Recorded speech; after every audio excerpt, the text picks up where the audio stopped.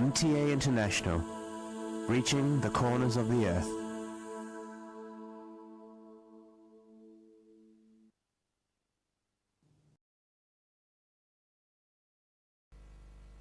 صلی علی رسولنا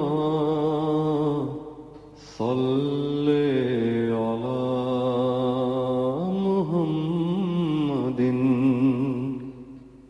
صلی علی نبینا صلی علی محمد صلی علی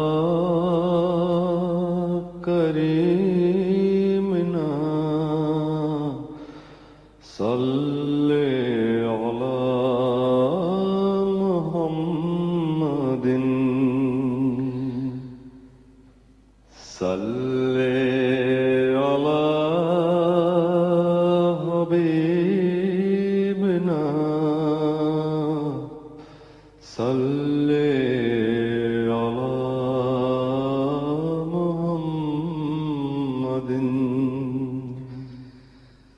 صلی علی امامنا صلی علی محمد صلی علی نبینا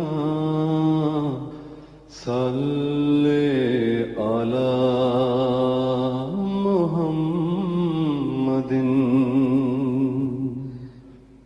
صلی علی رسولنا صلی علی محمد صلی علی شفیعنا صلی علی محمد صلی علی کریمنا صلی علی محمد صلی علی حبیبنا صلی علی محمد صلی علی امامنا صلی علی محمد صلی علی رحیمنا صلی علی محمد صلی علی نبینا صلی علی محمد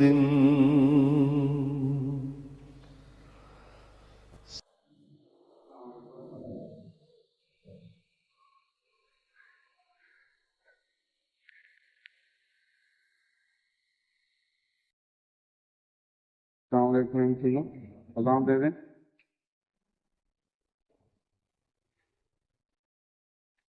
اللہ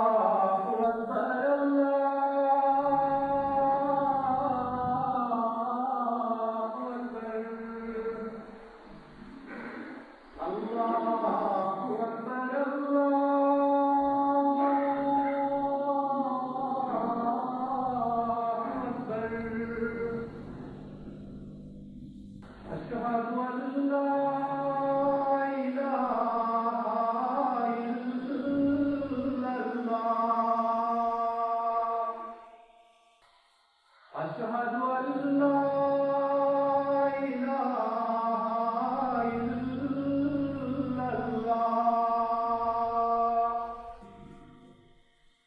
أشهد أن محمدا رسول الله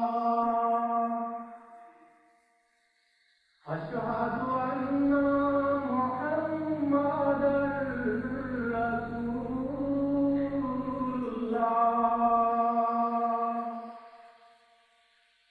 حي على الصلاة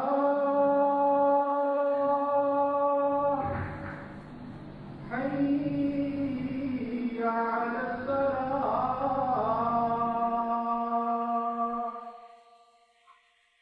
حي على الفلاح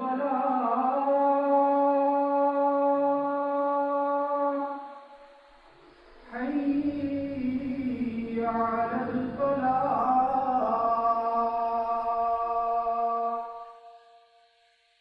الله أكبر الله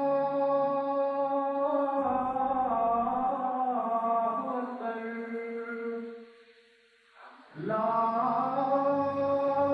إله إلا الله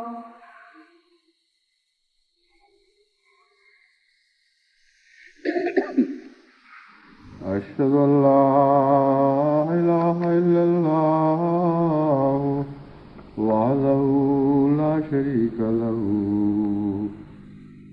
وأشهد أن محمدا عبده ورسوله أما بعد فأعوذ بالله من الشيطان الرجيم بسم الله الرحمن الرحيم الحمد لله رب العالمين الرحمن الرحيم مالك يوم الدين إياك نعبد وإياك نستعين اهدنا الصراط المستقيم صراط الذين أنعمت عليهم غير المغضوب عليهم ولا الضالين ومن تاب وعمل صالحا فإنه يتوب إلى الله متابا والذين لا يشهدون الزور وإذا مروا باللغو مروا كراما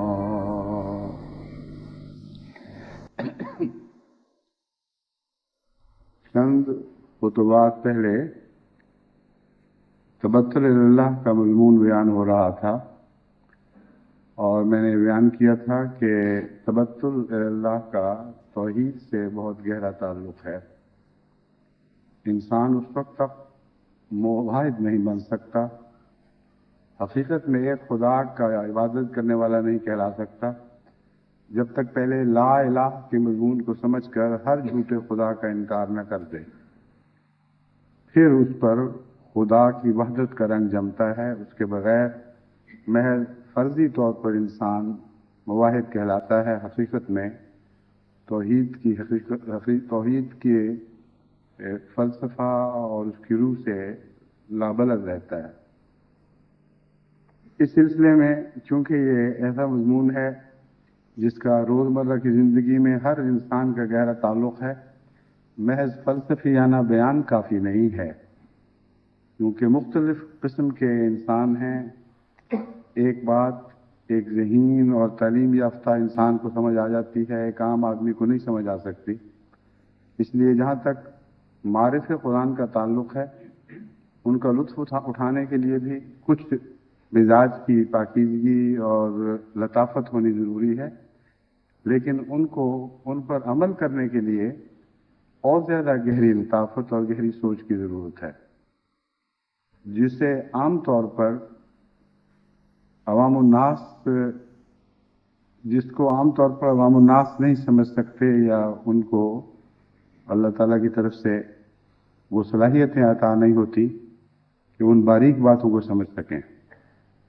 مگر قرآن کریم ایک ایسی کتاب ہے جو ہر چھوٹے بڑے کے لیے ہے۔ اس میں نہایت لطیف مضامین بھی ہیں جو نہایت اعلیٰ درجے کی سوچ اور فہم کا تقاضا کرتے ہیں، اور سادہ اور کھلے کھلے مضامین بھی ہیں۔ اسی لیے اس کتاب کو چھپی ہوئی کتاب بھی فرمایا گیا اور کھلی کھلی کتاب بھی فرمایا گیا۔ یہی حال حضرت اقدس محمد مصطفیٰ صلی اللہ علیہ وآلہ وسلم کی خوبیوں کا ہے۔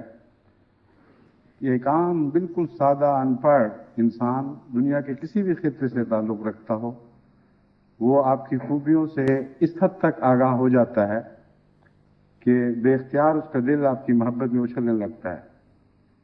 لیکن یہ کہنا کہ میں نے حضرت محمد مصطفیٰ صلی اللہ علیہ وسلم کے حسن کو پا لیا ہے اور پورے عرفان کے ساتھ میں آپ پر عاشق ہوں، یہ بہت بڑی بڑھ ہے، سوائے اس کے کہ اللہ کسی کو واقعتاً یہ چیز عطا فرمائے۔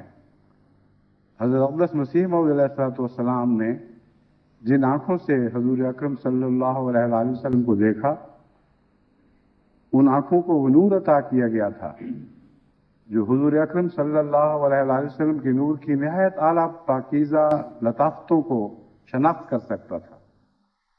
اس لیے قرآن کی طرح حضرت محمد رسول اللہ صلی اللہ علیہ وآلہ وسلم بھی ایک کھلی کھلی کتاب بھی ہیں اور ایک چھپی ہوئی کتاب بھی ہیں۔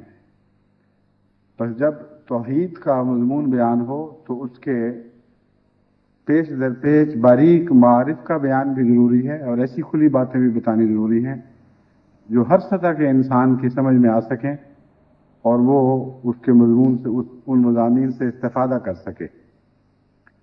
بس میں نے یہ آج کے لیے یہ خطبے میں یہ موضوع چنا ہے کہ کون کون سی چیزیں ہیں جن سے تبتل اختیار کیا جاتا ہے، اور توحید کی طرف سفر کے لیے کن کن چیزوں کا چھوڑنا ضروری ہے۔ ان میں سے سب سے پہلے جھوٹ ہے۔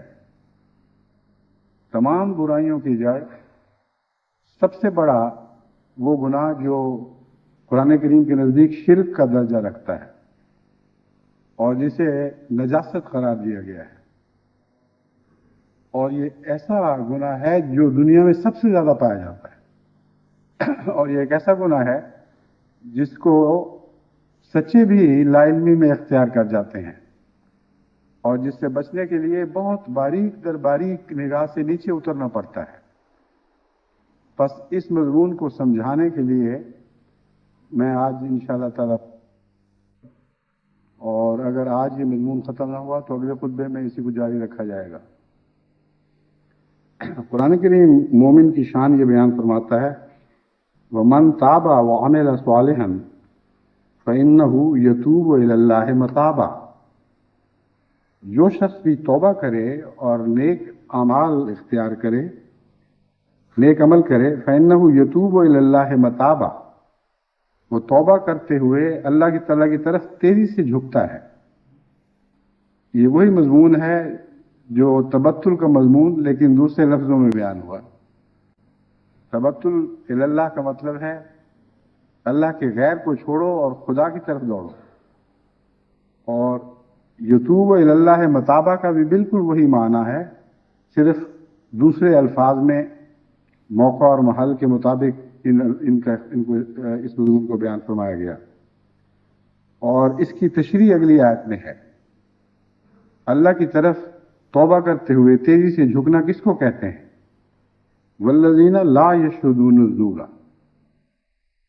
یہ ان لوگوں کو نصیب ہوتا ہے جو جھوٹ کو دیکھتے بھی نہیں۔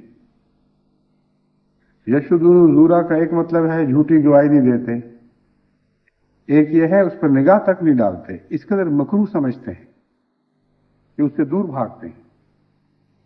चुनांचे इसी मजमून की तशरीह आगे है, वैज़ा मर्रू बिल्लग़्व मर्रू किरामा।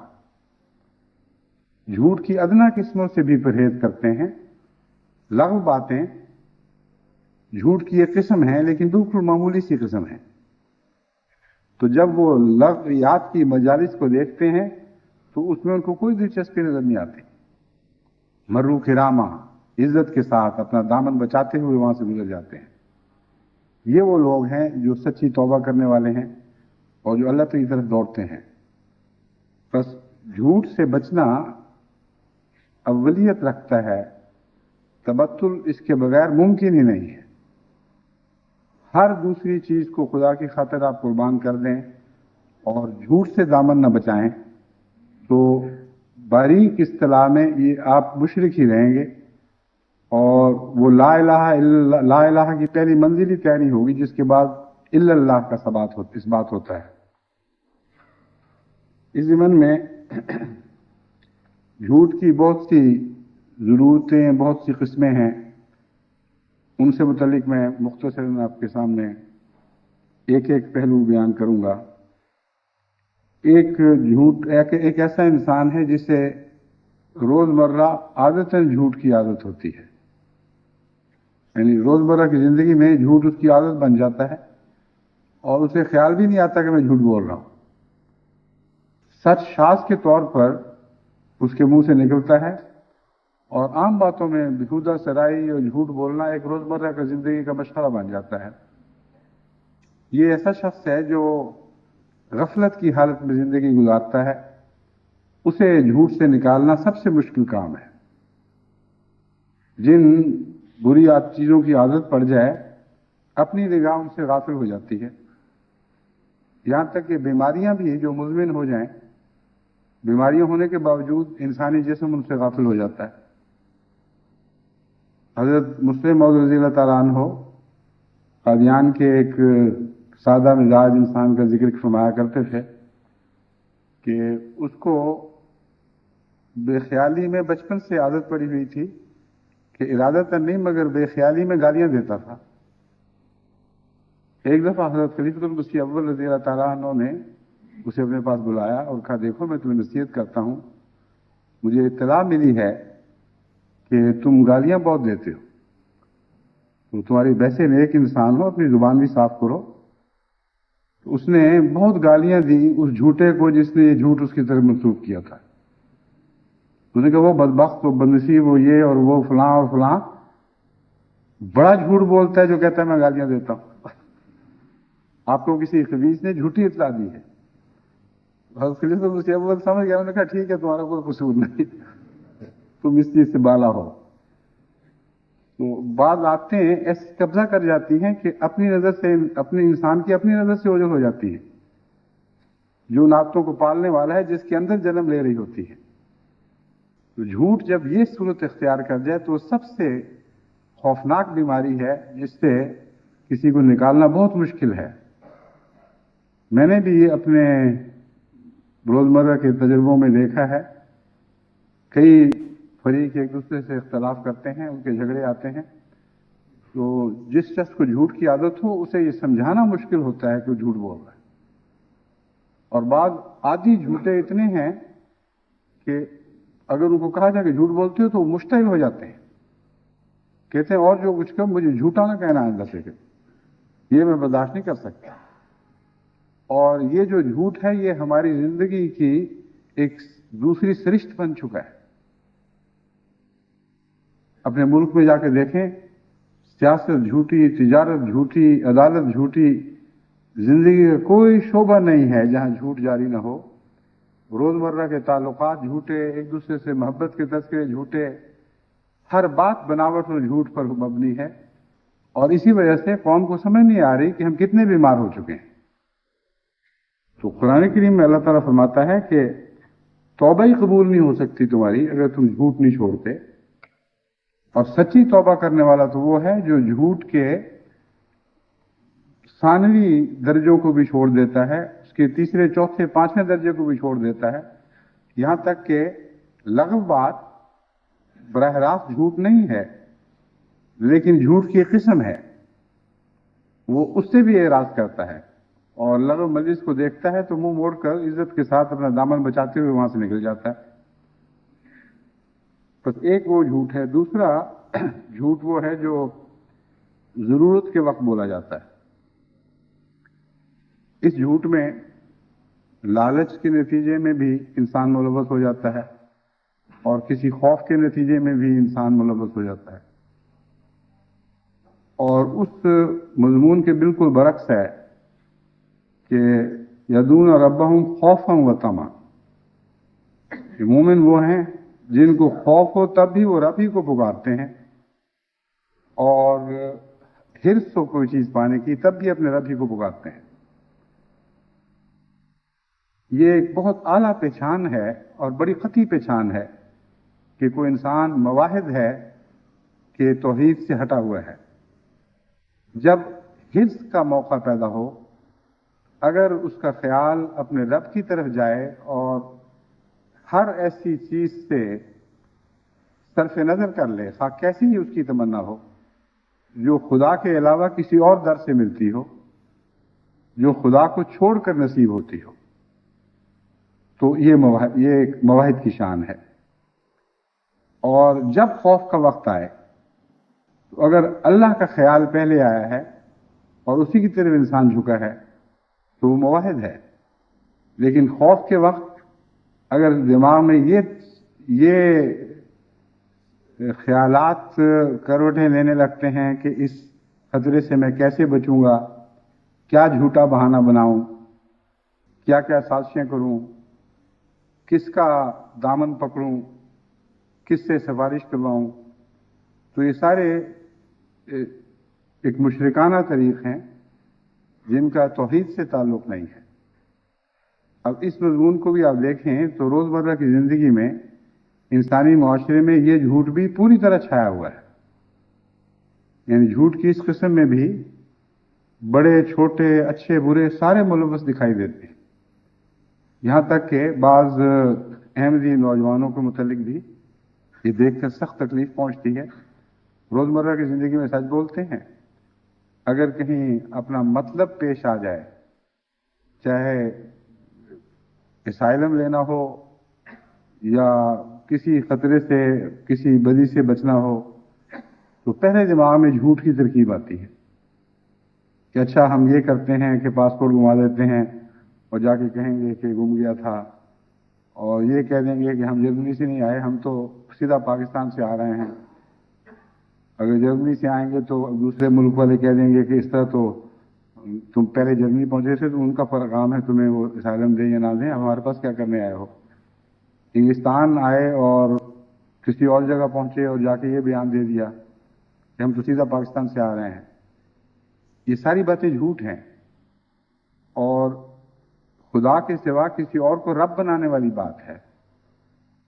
بس جب اللہ تعالیٰ قرآن کریم میں فرماتا ہے ان الذین قالوا ربنا اللہ ثم استقاموا تتنزل علیہم الملائکۃ الا تخافوا ولا تحزنوا، کہ وہ لوگ جو خدا کو رب کہتے ہیں اور پھر استقامت اختیار کرتے ہیں، پھر کسی اور رب کی طرف نہیں جھکتے، یہی وہ لوگ ہیں جن پر فرشتے نازل ہوتے ہیں اور کہتے ہیں تم خوف نہ کرو، تم غم نہ کرو، تم نے ٹھیک دامن پکڑا ہے.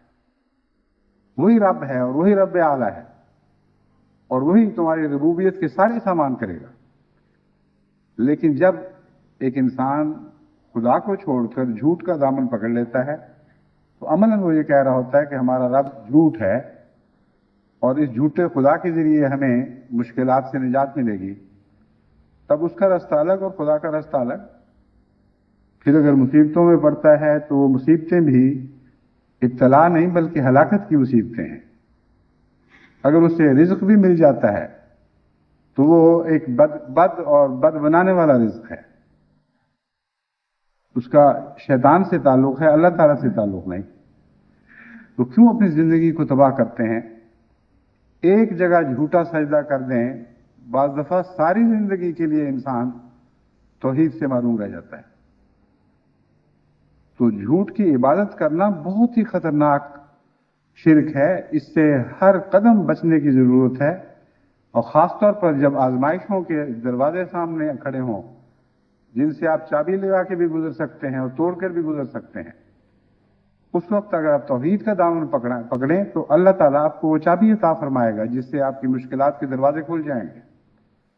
اور اگر آپ جھوٹ کا دامن پکڑیں گے تو ان دروازوں کو توڑ کر جس جنت میں جانا چاہتے ہیں اس جنت کی بجائے وہی دروازہ جہنم کی طرف لے جائے گا۔ اس لیے وقت کے ضرورت کے وقت ایک انسان کی آزمائش ہوا کرتی ہے، اور اسی کا نام استقامت ہے۔ عام حالات میں سچ بولنا، اس کا استقامت سے کوئی تعلق نہیں۔ حقیقت یہ ہے کہ سچائی فطرت کا حصہ ہے۔ سچائی کے بغیر انسان اپنی فطری تقاضے نہیں پوری کرتا۔ میں نے پہلے بھی ایک دفعہ یہ مضمون سمجھایا تھا کہ سارے جانوروں کی دنیا میں سچ ہی سچ ہے، کوئی جانور جھوٹ نہیں بولتا۔ اور جانور کے جھوٹ نہ بولنے کا مطلب یہ ہے کہ اس کی اداؤں، اس کی حرکتوں، اس کے رد عمل سے آپ اندازہ کر سکتے ہیں کہ اس بیچارے میں کوئی جھوٹ نہیں ہے۔ انسان ہے جس نے جھوٹ سیکھا ہے، اور انسان ہی ہے جس کو خصوصیت سے ہدایت فرمائی گئی ہے کہ جھوٹ سے بچو۔ اس لیے انسان جب جھوٹ بولتا ہے تو سوائے اس کے کہ کسی اور کو رب سمجھے، اس کے جھوٹ کا کوئی مقصد نہیں ہے۔ کسی اور کا اپنا بچانے والا سمجھے تب جھوٹ بولتا ہے، اور یہ جو نیت کا فیصلہ ہے اس کو پہچانتا نہیں ہے، وہ اس کو چلاکی سمجھتا ہے۔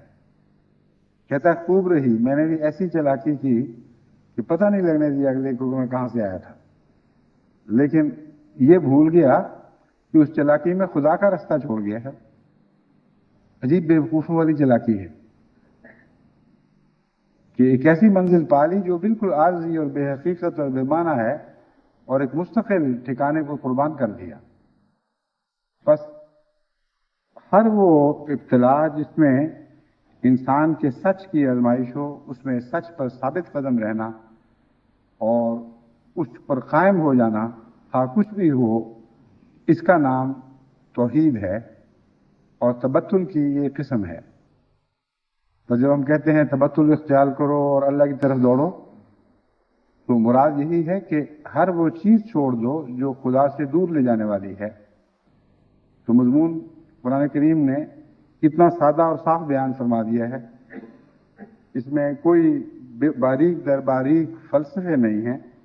من تاب وعمل صالحا، جو بھی چاہتا ہے کہ توبہ کرے، جو بھی توبہ کرتا ہے اور نیک اعمال اختیار کرتا ہے، فإنہ یتوب الی اللہ متابا، بس اس کے لیے سوائے اس کے چارہ نہیں ہے کہ اللہ کی طرف جھکے اور اس کی طرف تمام تر جھک جائے۔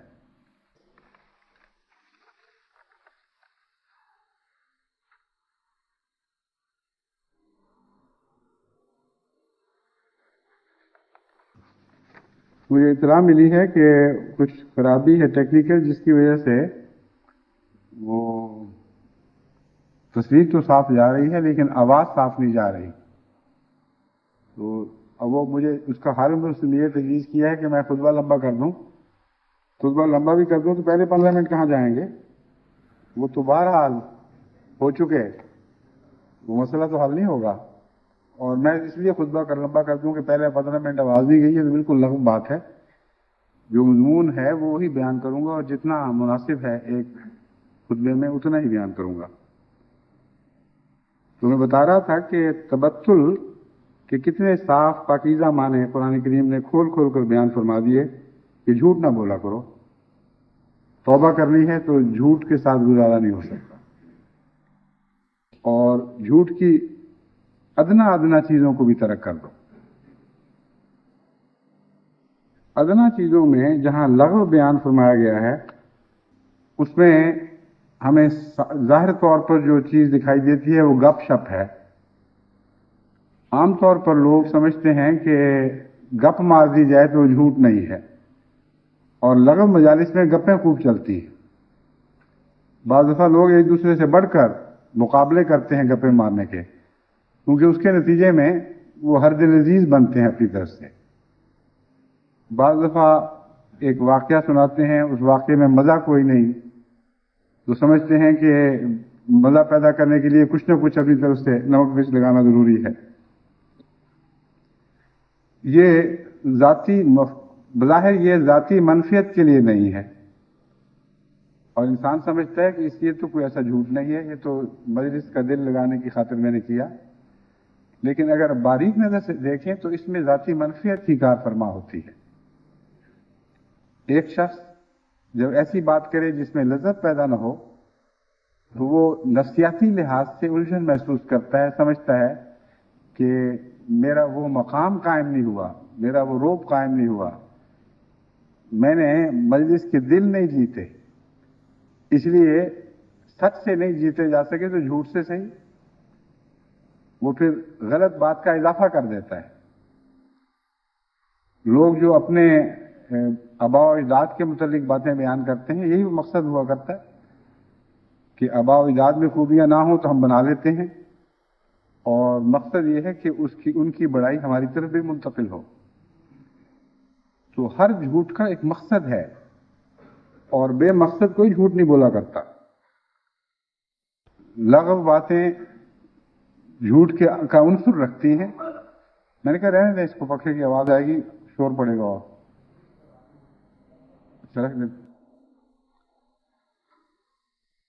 خطبے کے دوران ڈسٹرب نہیں کرنا چاہیے۔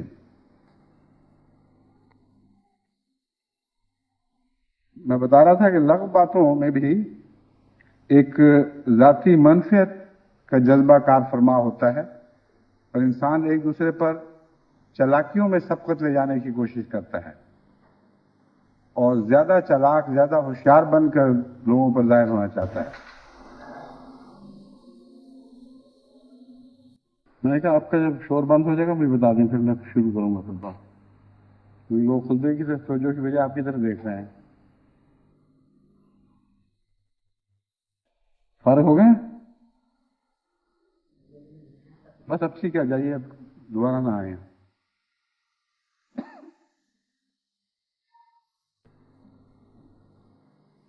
جھوٹ کی ایک قسم ہے بہانے بنانا، اور یہ بھی روزمرہ کی زندگی میں ملتی ہے، اور بسا اوقات انسان کو جو سچ بولنے والا بھی ہو اس کو بھی محسوس نہیں ہوتا کہ میرا پہلا رد عمل ہے کیا۔ ایک شخص کسی ایسی حرکت میں پکڑا جاتا ہے جس سے اس کو خجالت ہوتی ہے، شرمندگی ہوتی ہے، اور فوری طور پر اس کا نفس اس کے سامنے ایک عذر گھڑ کے پیش کر دیتا ہے کہ یہ کہہ دو، اس طرح اس کی توجیہ کرو، ایک غلطی ہو گئی، معمولی سی غلطی ہے، کوئی سزا بھی اس کی نہیں ملنی، لیکن انسان کا نفس اتنا اپنی عزت کا تحفظ کرتا ہے کہ جھوٹے بہانے کے ذریعے بھی تحفظ حاصل ہو تو وہ ضرور دے گا۔ چنانچہ ایک غلطی ہوئی اور فوراً دل نے بہانہ کر لیا۔ اتنا بہانہ جو ہے انسان کا نفس کہ اگر آپ روزمرہ کی باتوں میں غور کریں کہ کس موقع پر آپ نے کیا بات کیوں کہی تھی، تو آپ حیران ہو جائیں گے کہ لا علمی میں آپ جھوٹے بہانے بناتے رہیں۔ کاموں کے دوران، انتظامیہ معاملات میں میں نے بسا اوقات دیکھا ہے، کسی سے پوچھا جائے کہ میاں یہ کام یوں کیوں ہو گیا ہے، تو پہلا رد عمل اس کا بہانہ بنانے کا ہوتا ہے۔ بہت کم ایسے صاف گو ہیں جن کو قطعاً اس بات کی پرواہ نہیں ہوتی کہ میری غلطی میری طرف منسوب ہوگی اور اس سے بچنے کا میرے پاس کوئی ذریعہ نہیں، اس کے باوجود وہ کھل کر صاف کہتے ہیں کہ ہاں یہ ہماری غلطی ہے۔ مگر روزمرہ کی زندگی میں انسان بہانے بہت بناتا ہے، اور بہانہ بنانا پھر رفتہ رفتہ اچھل کر کھلے کھلے جھوٹوں میں تبدیل ہو جاتا ہے۔ ضرورت کے وقت جو جھوٹ بولنے والے لوگ ہیں وہ سب بہانہ جو ہوتے ہیں۔ کوئی ایسا شخص ضرورت پہ وقت جھوٹ نہیں بولتا جس کو بہانے بنانے کی عادت نہ ہو۔ وہ شخص جو بہانوں سے پاک ہے اس کے لیے جھوٹ کی جڑیں ہی نہیں ہیں۔ تو جھوٹ کی جڑیں ہوا کرتی ہیں انسانی فطرت میں جو عام طور پر دکھائی نہیں دیتی۔ جو جھوٹ باہر دکھائی دیتا ہے اس کی اندر بھی ضرور جڑیں ہیں۔ ان جڑوں کو تلاش کریں تو پھر آپ کو باہر کے جھوٹ سے بچنے کے ذرائع میسر آ سکتے ہیں۔ چنانچہ اس مسئلے پر غور کرتے ہوئے میری نظر بچوں تک پہنچی اور مجھے اندازہ ہوا کہ کیوں بعض ماں باپ آئندہ کے لیے جھوٹی نسلیں پیچھے چھوڑ جاتے ہیں، حالانکہ وہ سچ کی تلقین کرنے والے لوگ ہیں اور مزاج کے سخت بھی ہوا کرتے ہیں، غلطیاں برداشت بھی نہیں کرتے، اس کے باوجود ان کے بچے جھوٹے بن جاتے ہیں۔ تو ایسے بعض بچوں کے حالات پر، ایسے خاندانوں پر نظر رکھ کر مجھے یہ معلوم ہوا کہ حقیقت یہ ہے کہ بچوں پر نجائز سختی جھوٹ پیدا کرتی ہے۔ اگر ایک بچے کو روزمرہ کی عادت ہو، پتہ ہو کہ مجھ سے پلیٹ ٹوٹ جائے گی تو جوتیاں پڑیں گی، مجھ سے فلاں چیز غلط ہوئی تو گالیاں پڑیں گی یا مار پڑے گی، مجھے ذلیل و رسوا کیا جائے گا، وہ ہر وقت دل میں بہانے ڈھونڈتا رہتا ہے۔ ذرا اس کی طرف آنکھ اٹھا کے دیکھیں، ہیں تم نے کیا کیا، وہ فوراً کوئی بہانہ بنا دے گا۔ بس بظاہر ماں باپ سچے ہیں، بظاہر ماں باپ غلطیوں کی سرزنش کرنے والے ہیں، اور وہ سمجھتے ہیں کہ اس کے نتیجے میں ہم بہت ہی نیک اور پاک اولاد پیدا کر رہے ہیں، لیکن یہ کوشش عملاً جھوٹی اولاد پیدا کرنے پر منتج ہو جاتی ہے۔ جس قسم کی عمر ہے اس قسم کا سلوک ہونا چاہیے۔ اگر چھوٹی عمر میں آپ کو اتنی سختیاں کرنے کا حق ہے، اگر اللہ تعالیٰ آپ کو شریعت کا مکلف بنا دیتا تو کون ہے آپ میں سے جو عذاب سے بچ سکتا؟ تبھی حضور صلی اللہ علیہ وآلہ وسلم نے 7 سال کی عمر تک بچے کو نماز پڑھنے کے لیے ہدایت دینے کی بھی ہدایت نہیں فرمائی۔ فرمایا 7 سال کا ہو جائے پھر پیار اور محبت سے اس کو سمجھاؤ، اور شامل ہو جائے تو ہو جائے، نہ شامل ہو تو نہ ہو۔ 10 سال تک اسے یہ سلوک کرو، یہاں تک کہ نماز کا تعلق اس کے دل میں رائج ہو جائے، راسخ ہو جائے، تب پھر اس پر کچھ تھوڑی بہت سختی شروع کرو، اور 12 سال کے بعد جب وہ بلوغت کو پہنچتا ہے، اس کے بعد اس کا معاملہ اور خدا کا معاملہ تم بیچ سے ہٹ جاؤ۔ اس نصیحت میں گہری حکمتیں ہیں۔ وہ لوگ جو بچوں سے چھوٹی باتوں پر سختی کرتے ہیں، حالانکہ نماز کا ترک سب سے بڑی بات ہے، اس پر بھی حضور صلی اللہ علیہ وآلہ وسلم نے بہت ہی محدود عمر کے زمانے میں محدود پیمانے میں سب پر سختی کی ہدایت فرمائی ہے۔ ایسے لوگ، ایسے باپ ہوں یا مائیں، وہ اپنے بچوں کو تباہ کر دیتے ہیں۔ اور بعض ایسے نوجوان میں نے دیکھے ہیں، نوجوان کیا بڑی عمر کے بھی، ان کے بچپن کی ساری تصویر ان کے اس رجحان سے نظر آ جاتی ہے۔ کوئی بات پوچھے کہ مجھے یہ کیا ہوا، ایک دم طبیعت میں ان کے خوف پیدا ہوتا ہے اور فوراً بہانہ بنانے کی طرف توجہ پیدا ہوتی ہے۔ اس سے ان بیچاروں کے دردناک بچپن کا منظر سامنے آ جاتا ہے، کیا بیچاروں کی گزری ہوگی اپنے گھروں میں، اس طرح چھوٹی چھوٹی باتوں پہ ماں باپ نے لان تان کی ہوگی، یہاں تک کہ عادت پڑ گئی ہے جھوٹ بولنے کی۔ بس پہلے بہانے بنتے ہیں پھر جھوٹ، اور بہانے انسان کی نظر سے بعض دفعہ ایسے مخفی رہتے ہیں کہ اس کو پتہ نہیں لگتا کہ یہ بہانے کب جھوٹ کے بچے پیدا کر دیں گے۔ جس طرح اندھیروں میں بعض دفعہ سونڈیاں پلتی ہیں اور اس کے وہ پھر کچھ عرصہ پرورش پانے کے بعد پھر وہ تتلیوں میں بھی تبدیل ہو جایا کرتی ہیں۔ تتلیاں تو پر کے ساتھ اڑتی ہیں، مگر جھوٹ کی سونڈیاں بے پر کے اڑتی ہیں اور ساری سوسائٹی میں نفرتیں اور گندگیاں پھیلا دیتی ہیں۔ تو یہ ہو ہی نہیں سکتا کہ آپ جھوٹے ہوں اور خدا سے تعلق قائم ہو جائے۔ جھوٹے کا جھوٹ سے تعلق قائم ہوگا، اسی لیے جھوٹوں کی خوابوں کا بھی اعتبار نہیں ہوتا۔ جب کوئی خواب سناتا ہے تو میری ہمیشہ اس بات پر نظر ہوتی ہے کہ اس کا اپنا مزاج کیسا ہے۔ اگر وہ سچا اور صاف آدمی ہے تو اس کی خواب کو میں بہت عظمت دیتا ہوں، خواب و سادہ سی خواب ہو لیکن اس میں بسا اوقات بڑے گہرے پیغام مل جاتے ہیں۔ مگر جس کی روزمرہ کی زندگی کی عادت جھوٹ بولنا، لغویات میں زندگی بسر کرنا ہے، اس کو خواب بھی آئے گی تو امنیہ ہے نفس کی، اس کا خدا تعالیٰ سے شاذ کے طور پر تعلق ہوتا ہے۔ یہ نہیں کہا جا سکتا کہ کسی جھوٹے کو سچی خواب نہیں آ سکتی، لیکن شاذ کے طور پر ہوتا ہے۔ اکثر جھوٹے کو جھوٹی خبریں آتی ہیں اور اکثر سچوں کو سچی خبریں آتی ہیں. تو اس لیے تعلق باللہ کے لیے جھوٹ سے تبتل اختیار کرنا ضروری ہے، تب اللہ تعالیٰ سے تعلق قائم ہوگا. کچھ جھوٹ ایسے ہیں جو ایک اپنے ذاتی دفاع کے لیے نہیں بلکہ منفعتوں کے لیے بولے جاتے ہیں. جیسا کہ میں نے مثال دی تھی، کسی جگہ کوئی فائدہ پیش نظر ہو اور سچ سے کام نہ بنتا ہو تو عام آدمی بلا تکلف جھوٹ سے کام لینے لگ جاتے ہیں.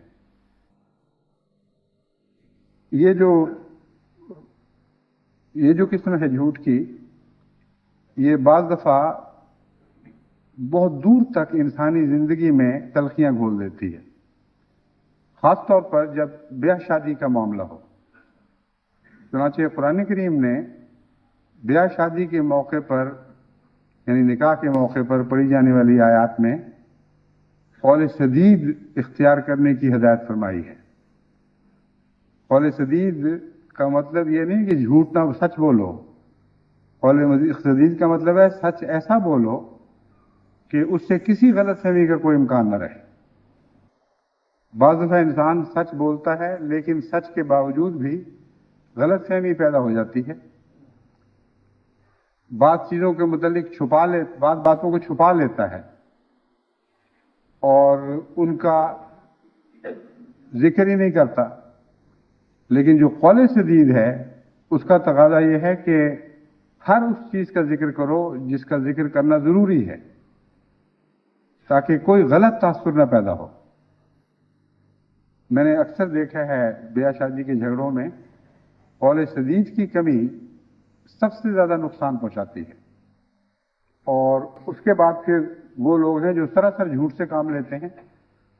ان کے جو بیاہ شادی کے معاملات ہیں وہ تو شروع سے ہی شیطانی تعلقات سے پیدا ہونے والے ہیں اور ان سے کسی خیر کی توقع ہی نہیں کی جا سکتی. بعض مائیں ہیں اپنے بیٹے کے لیے رشتہ ڈھونڈنے نکلتی ہیں، وہ دو کوڑی کمانے والا نہ ہو اس کے متعلق ایسی جھوٹی باتیں بتاتی ہیں کہ وہ فلاں جگہ 10,000 روپے لے رہا ہے اور یہ عزت ہے اور یہ خاندان ہے. بعض دفعہ ایک لڑکے کی بات کرتی ہیں اور دوسرے لڑکے کی شادی کر دیتی ہیں. بعض دفعہ ایک لڑکی کی بات ہو رہی ہے اور دوسری لڑکی کی شادی ہو رہی ہے. جھوٹ، مکر، فریب، غلاظتیں ایسا ذلیل معاشرہ پیدا کرتی ہیں کہ اس طرف دیکھنے سے کراہت آتی ہے. اور پھر اس کے باوجود یہ وہ لوگ ہیں، ان میں بہت کم سے ہی لیکن ہیں، جو احمدی کہلانے میں فخر محسوس کر رہے ہوتے ہیں اور ایک دوسرے سے مکر اور فریب اور دجل کے ذریعے تعلقات قائم کر کے پھر جب ان کی توقعات پورا نہیں اترتی تو تانے دیتے ہوئے یہ بھی کہہ دیتے ہیں کہ جی احمدی ہیں، دیکھ لو. مجھے بھی تانے دیتے ہیں کہ فلاں جگہ ہم نے شادی کی احمدی سمجھ کر اور ایسا نکلا. بعض دفعہ مجھے ان کو بتانا پڑتا ہے کہ آپ جھوٹ بول رہے ہیں، آپ نے ہرگز احمدی سمجھ کر شادی نہیں کی تھی، احمدی سمجھ کر نیک خیال کرتے ہوئے نہیں کی. مجھے پتا ہے کہ آپ نے فلاں لالچ میں کی اور فلاں لالچ میں کی اور فلاں لالچ میں کی. اب وہ لالچ الٹی پڑ گئی ہے تو اپنے آپ کو کوسنے کی بجائے آپ احمدیت کو کوسنے لگ گئے اور سمجھتے ہیں کہ مجھ پر ذمہ داری ڈال دیں کہ اب میں آپ کی غلطیوں کا خمیازہ خود بھگتوں یا جماعت بھگتے، آپ کو کسی طرح اس مصیبت سے نجات ملے. تو بیاہ شادی کے جھگڑے جب مجھ سے پہنچتے ہیں تو ان کا جب بھی باریک نظر سے تجزیہ کیا جائے الا ماشاء اللہ ضرور اس میں جھوٹ کی گندگی ملی ہوئی ہوتی ہے یا قول سدید سے انحراف تو ضرور ہوتا ہے. قول سدید کا تقاضا یہ ہے کہ اگر ایک لڑکا بیمار ہے، اس کی بیماری نظر نہیں آ رہی تو یہ کافی نہیں ہے کہ انہوں نے پوچھا نہیں اس لیے ہم نے بتایا نہیں. قول سدید کا تقاضا یہ ہے کہ پوچھے یا نہ پوچھے، جس کی بیٹی لینے جا رہے ہو اس کو بتاؤ کہ اس بیٹے میں یہ نقص ہے.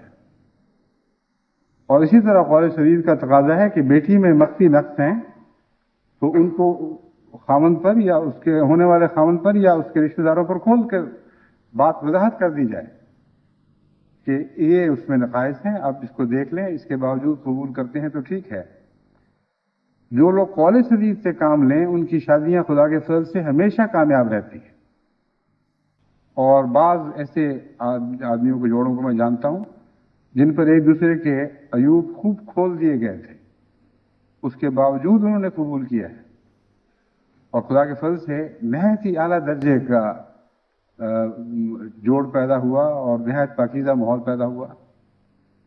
یہاں تک کہ ہمارے یہاں مغرب کے معاشرے میں بعض بچیاں ایسی ہیں بیچاری کہ وہ کئی قسم کی گندگیوں میں مبتلا ہو جاتی ہیں۔ باہر سے آنے والے کسی نے شادی کی خواہش کی تو ان کی طرف سے بتا دیا گیا کہ یہ کمزوریاں ہم سے ہو چکی ہیں، آگے تمہاری مرضی ہے، شادی کرنی ہے تو کرو۔ چنانچہ بعض لوگوں نے مجھ سے پوچھا، ان سے میں نے کہا کہ جب اللہ تعالیٰ فرماتا ہے کہ تو جیسا کہ رسول اللہ صلی اللہ علیہ وسلم نے خبر دی، التائب من الذنب کما لا ذنب لہ، کہ جو گناہوں سے توبہ کر لیتا ہے وہ ایسا ہی ہے اس کا کوئی گناہ نہیں۔ تو ایک طرف تم اس قرآن کے حسن، اسلام کے حسن کو دنیا کے سامنے پیش کرتے ہو، دوسری طرف ایک ایسا ہی شخص بڑی صاف گوئی کے ساتھ اور سچائی کے ساتھ اپنی سابقہ زندگی تمہیں اس لیے بتا رہا ہے صرف کہ تمہیں دھوکہ نہ ہو، اور پھر تم منہ بنا کر دوسری طرف چل پڑو گے تو یہ تو جائز بات نہیں۔ چنانچہ بعض احمدی لڑکوں کے متعلق میرے دل میں بڑی عزت ہے، انہوں نے اس بات کو سنا، میں نے کہا یہ فیصلہ کرو کہ نیک ہے کہ نہیں یہ بچی، اب جو ہو چکا، اور تمہیں اس سے تعلق قائم کرتے ہوئے انقباض تو نہیں ہوگا کوئی، تم اس کے حقوق تو ادا کر سکو گے کہ نہیں کر سکو گے، اس کے بعد بے شک فیض شادی کرو۔ چنانچہ اللہ کے فضل سے وہ شادیاں ہوئیں اور بہت ہی کامیاب اور بہت ہی پاکیزہ معاشرہ پیدا ہوا ہے۔ لیکن جہاں چھپایا جاتا ہے وہاں بڑی خرابیاں پیدا ہوتی ہیں، اور بعض دفعہ اس وقت چھپایا جاتا ہے جبکہ چھپانے کا حکم نہیں ہے، اور اس وقت نہیں چھپایا جاتا جب چھپانے کا حکم ہے۔ سچ کا یہ مطلب نہیں ہے کہ ہر جگہ اپنی برائیوں کو آپ خود اچھالتے پھریں، یہ بھی گناہ ہے، مگر قول سدید کے تعلق میں جہاں سودے ہو رہے ہوں، جہاں رشتے طے ہو رہے ہوں، وہاں ضرور آپ پر فرض عائد ہو جاتا ہے کہ اس کمزوری کو ضرور ظاہر کریں جس کمزوری کے علم کے بعد ایک شخص فیصلہ کر سکتا ہے کہ اس نے آپ سے سودا کرنا ہے کہ نہیں کرنا۔ اسی لیے حضرت اقدس محمد رسول اللہ صلی اللہ علیہ وسلم نے ایسے شخص پر بھی لعنت ڈالی جو گندم کی ڈھیری کے اوپر خشک گندم رکھ دیتا ہو، اندر سے گیلی ہو۔ چنانچہ عربوں میں دستور تھا کہ وہ گہرا ہاتھ ڈال کر دیکھا کرتے تھے کہ جیسے دانے باہر ہیں ویسے اندر بھی ہیں کہ نہیں۔ اور پنجاب میں تو اب بھی عام رواج ہے، چاولوں کی ڈھیری ہو یا گندم کی، جو سمجھدار لوگ ہیں بیوپاری، وہ بعض جگہوں سے گہرا سوراخ کر کے یا کوئی پیمانہ اندر پھینک کے اندر کا دانہ نکال کر دیکھتے ہیں۔ تو جہاں سودے ہوں وہاں آن حضرت صلی اللہ علیہ وسلم کی نصیحت یہ ہے کہ خود اپنے اندر کے دانے نکال کے دکھاؤ، اور یہ بات معیوب نہیں بلکہ آپ کا فرض ہے۔ لیکن عام حالات میں اگر انسان ان باتوں کو ظاہر کرے جن پر خدا تعالیٰ نے پردہ پوشی فرمائی ہو، اور ایسے لوگوں پر ظاہر کرے جن پر ظاہر کرنا اس کے لیے فرض نہیں ہے، تو یہ نیکی نہیں بلکہ گناہ بن جاتا ہے۔ اتنا حسین امتزاج ہے مختلف توازن کا، مختلف پہلوؤں کا، کہ اسلام کی تعلیم میں بہت ہی حسین توازن پیدا ہو جاتا ہے۔ بس حضور صلی اللہ علیہ وسلم جہاں ایک طرف یہ تعلیم دے رہے ہیں کہ جب بیاہ شادی کے موقع ہوں یا تجارت کے مواقع ہوں، وہاں خود متعلقہ کمزوریوں کو نکال کر باہر پیش کیا کرو، اور یہ سچائی ہے۔ وہاں حضور صلی اللہ علیہ وسلم نے یہ بھی فرمایا، حضرت ابو ہریرہ رضی اللہ تعالیٰ عنہ سے روایت ہے کہ میں نے خود حضور کو یہ فرماتے سنا کہ میری ساری امت قابل بخشش ہے سوائے ان کے جو مجاہر، یعنی ہر بات کو، اپنی ہر بدی کو ظاہر کرنے والے اور ستاری نہ کرنے والے ہیں. یہ بات ستاری نہ کرنے کے مترادف ہے کہ انسان رات کو کوئی کام کرے اور پھر صبح ہونے پر وہ خود دوسروں کو بتاتا پھرے. بس وہ لوگ جو گناہ کرتے ہیں اور خود اپنے گناہوں سے پردے اٹھاتے ہیں، ان کے اوپر حضور صلی اللہ علیہ وسلم نے لعنت ڈالی ہے، ان کو خطرناک مجرم قرار دیا ہے. بس ان دو باتوں کو ملا کر غلط نتیجے نہ نکالیں. جب میاں بیوی کی شادیاں ہو جائیں، اس کے بعد میاں کا یا بیوی کا یہ کام نہیں ہے کہ وہ پرانی باتیں جن پر خدا تعالیٰ نے پردے ڈالے ہوئے ہیں ان کو وہ ایک دوسرے پر کھولیں. اگر کوئی ایسی بات ہے جس کے متعلق یہ خطرہ ہے کہ وہ بعد میں ظاہر ہوگی اور پھر تعلقات تلخ ہوں گے، اس کے متعلق عقل کا بھی تقاضا یہ ہے، اور رسول اللہ صلی اللہ علیہ وسلم کی تعلیم بھی یہی کہتی ہے کہ پہلے ہی بات کھول دو.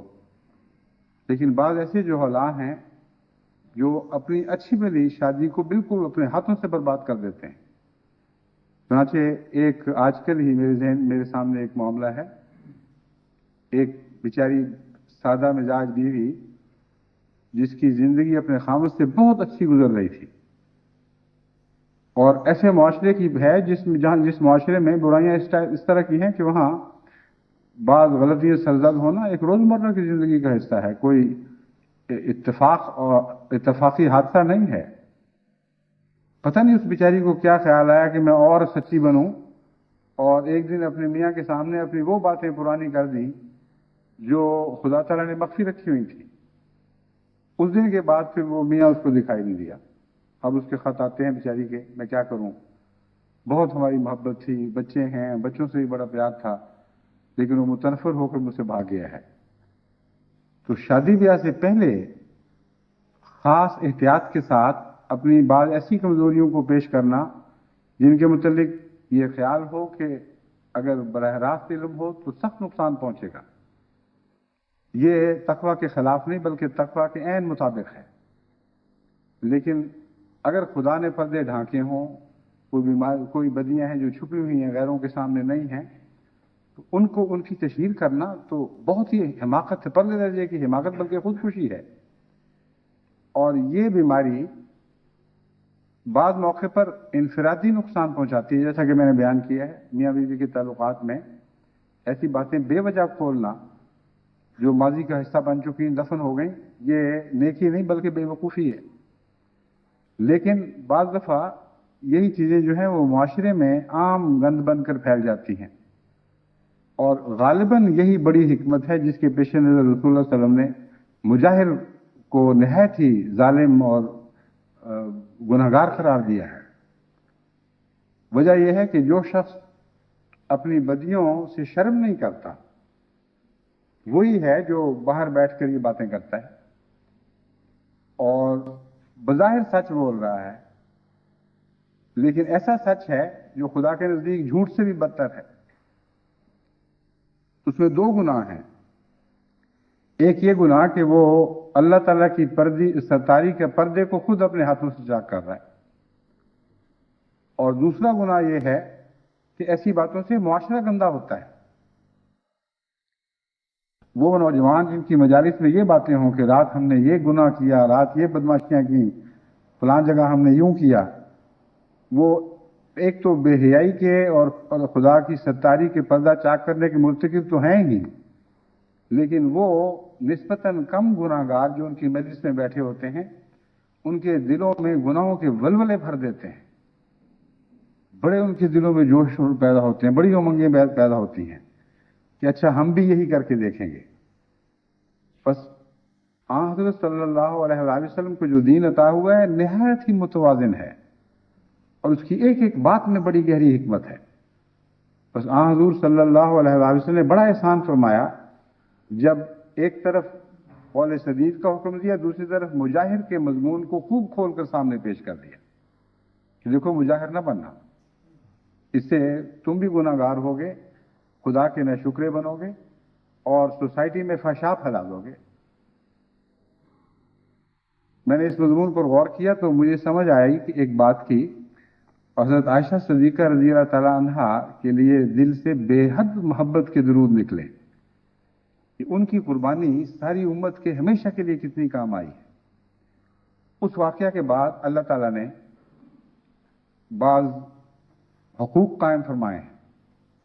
ان میں ایک حقوق ہر شخص کے اپنے نفس کا حق ہے، اور وہ یہ ہے کہ کسی کو حق نہیں ہے کہ اس پر الزام لگائے، اور اگر وہ الزام لگاتا ہے تو اس کا ہرگز فرض نہیں ہے کہ وہ اس کا انکار بھی کرے۔ چنانچہ اگر کوئی کسی شخص پر الزام لگاتا ہے کہ اس نے زنا کیا، اس نے یہ گند کیا، اس نے وہ گند کیا، تو اگر وہ گواہ پیش کرتا ہے جیسا کہ قرآن کریم نے بیان فرمایا ہے تو معاملے کی چھان بین ہوگی، ورنہ خدا تعالیٰ فرماتا ہے وہ جھوٹا ہے، یعنی بظاہر سچ بھی بولا ہو تب بھی خدا کے اس قانون کی روح سے وہ جھوٹا نکلتا ہے، اور جس پر الزام لگایا گیا ہے اس کو کوئی اسلام کی عدالت یہ مجبور نہیں کر سکتی کہ تو وہ انکار ہی کرے۔ اس کے نتیجے میں خدا نے ستاری کا ایک عجیب پردہ پیدا ڈال دیا ہے۔ ساری امت کے کمزوروں پر یہ عظیم الشان ستاری کا پردہ ہے کہ گناہوں سے بچو، لیکن اگر تم سے کوئی گناہ سرزد ہو تو جب تک وہ گناہ اچھل کر منظر عام پر نہیں آتے، خدا کی ستاری کا پردہ پھاڑ کر باہر نہیں آتے، اس وقت تک کسی کو حق نہیں ہے کہ خدا کی ستاری کا پردہ پھاڑ کر جھانک کر تمہارے اندر دیکھے۔ صرف عورت کو حق ہے اور صرف مرد کو حق ہے جو میاں بیوی ہوں، ان کے لیے یہ فرض نہیں ہے کہ وہ گواہ اکٹھے کرتے پھریں۔ ان کو خدا نے حق دیا ہے، اگر عورت مرد کو گناہ گار سمجھتی ہے تو لیان کر سکتی ہے، یعنی 4 دفعہ وہ قسمیں کھا کر یہ کہہ سکتی ہے کہ میرا خاوند اس گند میں ملوث ہے، اور اگر وہ 4 دفعہ قسمیں کھا کر انکار نہیں کرتا تو اس پر جرم کی سزا عائد ہو جائے گی۔ یہی حال عورت کا ہوگا اگر مرد اس پر یہ الزام لگائے۔ تو میاں بیوی کے درمیان ایک استثناء رکھا گیا ہے جس میں اپنی ذات میں بہت گہری حکمتیں ہیں، اور عام سوسائٹی میں یہ جو مجاہر کا لفظ حضور صلی اللہ علیہ وسلم نے بیان فرمایا ہے، اس کو پیش نظر رکھتے ہوئے قطعی ہدایت ہے کہ کسی کو حق نہیں ہے کہ اپنی بدیوں کو خود اچھالے، بس عام حالات میں جہاں نہیں اچھالنے کا حق ہوتا ہے وہاں لوگ اچھالتے ہیں اور مجاہر بن جاتے ہیں، اور جہاں اپنے فائدے مقصود ہوں وہاں اپنی ایسی بدیوں پر پردے ڈالتے ہیں جن پر پردہ ڈالنا گناہ ہے، کیونکہ اس کے نتیجے میں غلط سودے ہو سکتے ہیں۔ بس موقع محل کے مطابق کیسی پاکیزہ سچی تعلیم ہے اور ہر موقع کے تقاضوں کو پورا کرنے والی ہے۔ تو جھوٹ سے پرہیز لازم ہے، لیکن جھوٹ کی اس تعریف کو پیش نظر رکھیں جو قرآن کریم کے نزدیک جھوٹ ہے، وہی جھوٹ کہلائے گا، اور جس باریکی سے قرآن کریم نے جھوٹ کی وضاحت فرمائی ہے، مختلف حالات میں جھوٹ کی تعریف فرمائی ہے، اس کو پیش نظر رکھتے ہوئے جھوٹ سے کلیتاً پرہیز کرنا توحید کامل سے تعلق جوڑنے کی اہلیت عطا کرتا ہے۔ اس مضمون کو سمجھنے کے بعد اب میں آپ سے یہ درخواست کرتا ہوں، ہر وہ احمدی جس تک میری آواز پہنچے یا تحریر پہنچے، کہ وہ روزمرہ کی عادت بنا لے جب بھی اس پر کوئی حملہ ہو، یعنی اس کے کردار پر، اس کی ذات پر، اس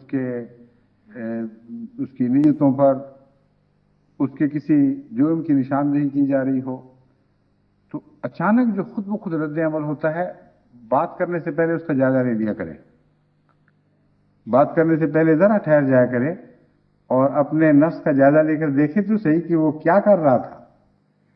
اکثر اوقات آپ اس کو بہانہ تلاش کرتے ہوئے موقع پر پکڑ لیں گے، رنگے ہاتھوں جس طرح پکڑا جاتا ہے، آپ کا نفس آپ کے سامنے فوراً آ جائے گا کہ اوہ میں تو یہ سب جھوٹے باتیں بیان کر رہا تھا۔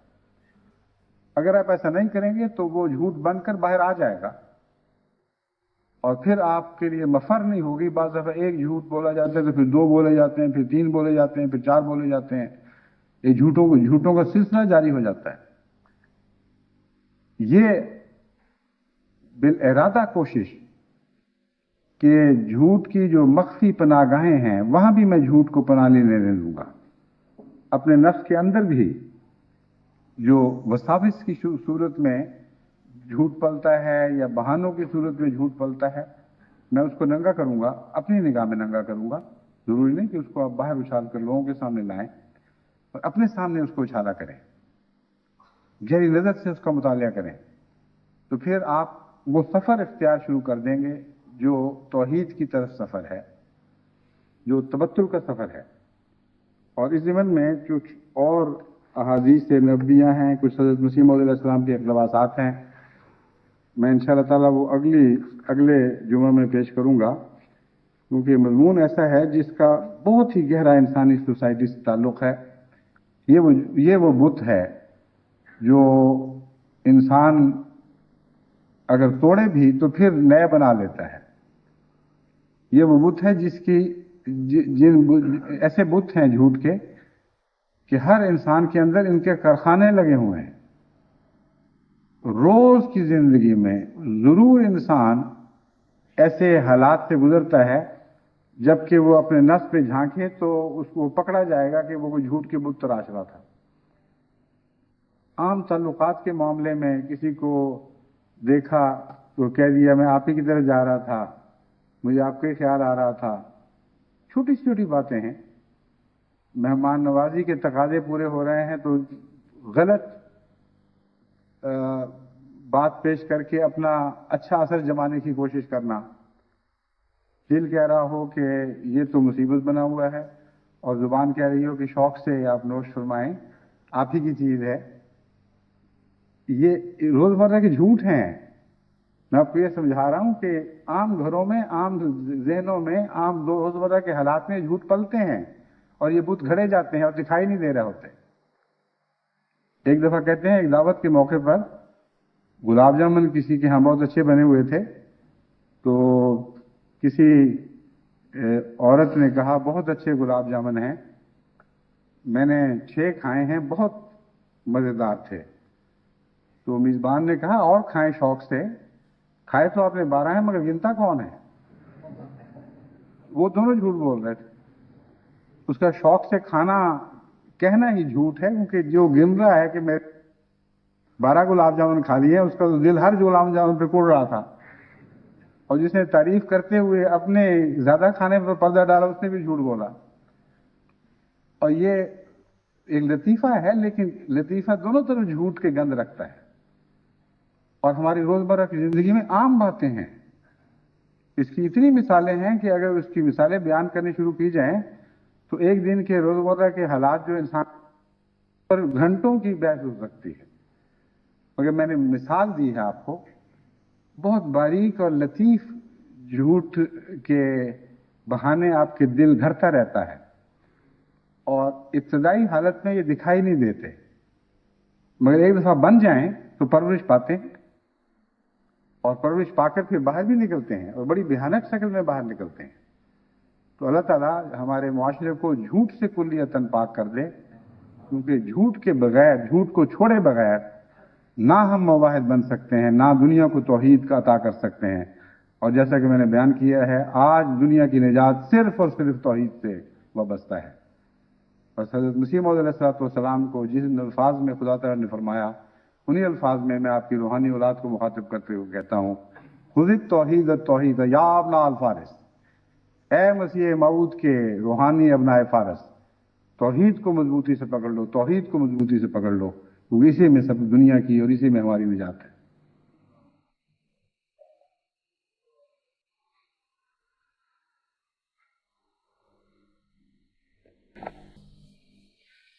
الحمد لله نحمده ونستعينه ونستغفره ونؤمن به ونتوكل عليه ونعوذ بالله من شرور أنفسنا ومن سيئات أعمالنا.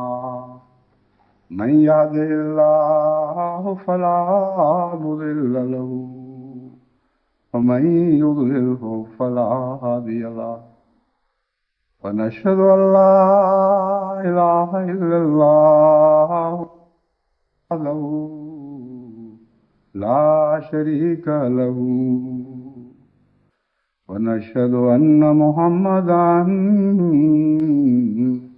عبده ورسوله عباد الله رحمكم الله إن الله يأمر بالعدل والإحسان وإيتاء ذي القربى وينهى عن الفحشاء والمنكر والبغي يعظكم لعلكم تذكرون